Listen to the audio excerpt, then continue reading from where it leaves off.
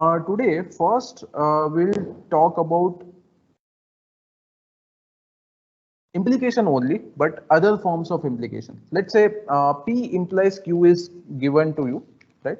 So for P implies Q, you can talk about several things. The first one is converse of P implies Q. So converse of P implies Q is nothing but Q implies P.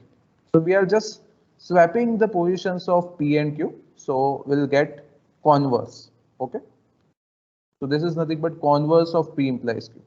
The second thing is contrapositive. So what is contrapositive of P implies Q? Negation Q implies negation P. So here what we are doing, we are negating Q and placing it in place of P, and then we are negating P and placing it at place of Q, right? So that is nothing but contrapositive of the given implication, right? P implies Q.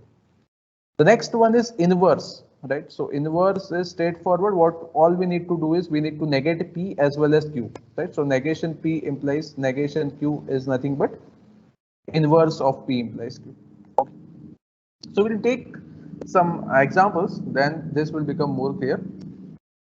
So let's say the very first example, if it rains, then they cancel school, right? So this is my statement which is in the form of P implies Q. Here P is nothing but it rains, Q is nothing but they cancel the school. Okay. So we can say P is hypothesis, Q is conclusion, and now what we want to do is first we want to write down converse of this particular statement. Okay. So converse will be nothing but Q implies P, right? So first we need to say about Q and then about P, right? So the converse statement will be like this: if they cancel the school, then it rains. Okay. Next is we talk about inverse. So inverse we know negation P implies negation Q, right? So P is it rains. So negation P will be if it sorry negation P will be it does not rain. Okay. Similarly, Q is they cancel school. Negation Q will be they do not cancel the school. Okay. So this will be the equivalent representation in terms of inverse. The next one is contrapositive. So contrapositive, what we need to do? P implies Q. Contrapositive of P implies Q will be negation Q implies negation P. So first we need to write about negation Q. So that means negation Q is they cancel school. Negation Q will be again if they do not cancel school. This will be negation Q. Negation P will be it rains is P. So negation P will be it does not rain. Okay, fine. So similarly, we can take one more example. If two angles are congruent, then they have the same measure. Okay, and the converse will be if two angles have the same measure, then they are congruent. Inverse will be if two angles are not congruent, then they do not have the same measure. And contrapositive will be if two angles do not have the same measure, then they are not congruent. Okay. So now we can also talk about equivalent proposition. So let's say two propositions are given to you, and in all cases, these two propositions are having the same truth value. Then we'll say that they are equivalent. So if you remember in the previous class, then we had derived equivalent version for P implies Q, if you remember. Equivalent version of or equivalent proposition for P implies Q is nothing but negation Q implies negation P. So how to verify this? So you can check column number 3 and column number 5, right? And you can observe that for all four possibilities. So basically there are two variables. So for two variables, and both of these variables are binary. So for two variables, we will have four possibilities, right? So for each of this possibility, you can check the truth values of these two propositions are aligned. They are same exactly. So we can say that these two propositions, my proposition 1 is P implies Q, and my proposition 2 is negation Q implies negation P. And we can see that in all the 4 cases they are having the same values and hence they are equivalent. And now what is now there is one more information. This is my standard implication, and this negation Q implies negation P is called nothing but contrapositive of the given statement. Okay, so this is also called contrapositive, and they are equivalent. Okay, now the column number 4 is corresponding to converse, as you can see, right? So converse of P implies Q is Q implies P, right? And the last column is for inverse, right? So apart from column number 3, apart from the similarity between column number 3 and column number 5, can you observe any other similarities in this particular truth table? So as we can see, the column number 3, right? This is for converse, and column number 5, right? This is for inverse.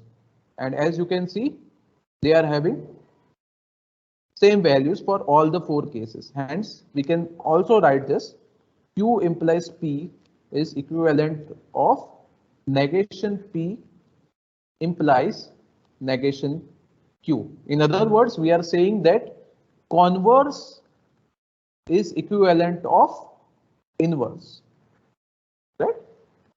And interestingly, if we take contrapositive of this particular Q implies P, then we will get the inverse, right? You can verify.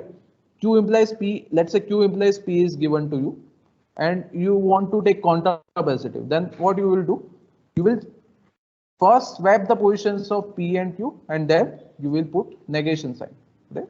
So negation P implies negation Q is nothing but contrapositive of Q implies P, right? And we know these two are equivalent, and the same thing we are saying here, right? We are saying converse and inverse are equivalent.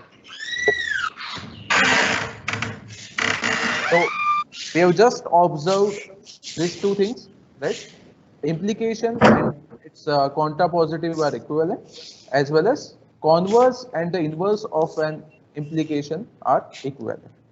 And for this particular statement, converse, inverse, as well as contrapositive are listed. Now, what you need to do? You need to tell me truth values of this 4 statement. So, in simple words, what this particular statement is trying to say: if you have a polygon with 4 sides, then this particular polygon is a rectangle, right? Right. So that means it's trying to say that, let's say you have a polygon and the name of that particular polygon is, let's say, rectangle. Then it has 2 pairs of parallel sides, right? It seems correct, right? Because if I consider one rectangle, right? So let me consider one rectangle, and in the rectangle, as you can see, there are 2 pairs of parallel sides, right? So this statement is true, right?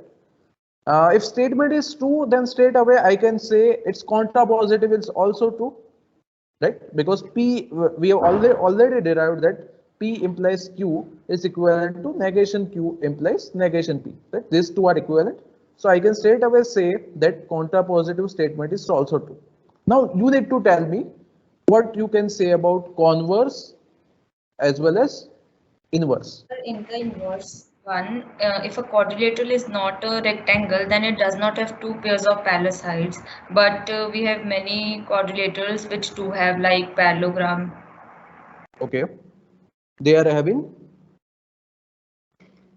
They are not rectangle, but they are not rectangle, but they have 2 pairs of parallel sides, right? Okay, so in summary, what we are trying to do here is, if we consider the truth table of P implies Q, right? Then we have this scenario, right? TT, TF, FT, and FF, and corresponding to this, we know that false will come only in this case where P is true and Q is false. Right? True value will be true. Right? So now analyze this with respect to this second row. Right? Let's say your first statement is true and your second statement is false. Right? So if this scenario is not possible, right, then we'll say that the statement is always true. Right? And if this scenario is possible, then we will say it's false. Right?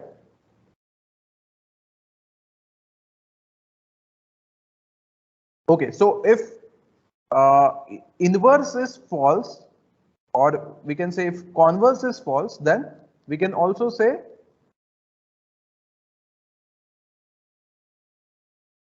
inverse is that, false. right? If inverse is false, then converse is also false, and vice versa. Right? Right. So here it's easy to if we try to map this with respect to this truth table, then it's easy to analyze converse. Right.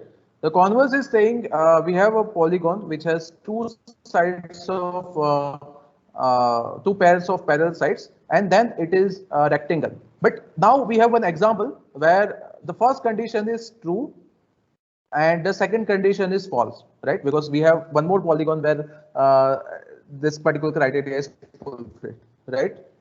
So therefore this condition is possible here, and hence we can say that overall this particular statement is false. Example 2 says if two angles are congruent, then they have the same measure. Okay, this is the statement. So this is my P implies Q. Okay, and this statement is correct. Its contrapositive is also correct. Now, what can you say about this two, converse and inverse? So correct. Correct, sir. Right. So in this particular case, all these are correct. Right. Implication is correct. Converse of that particular implication is correct. Inverse is also correct. Contrapositive is also correct. Right. But that is not the case all the time.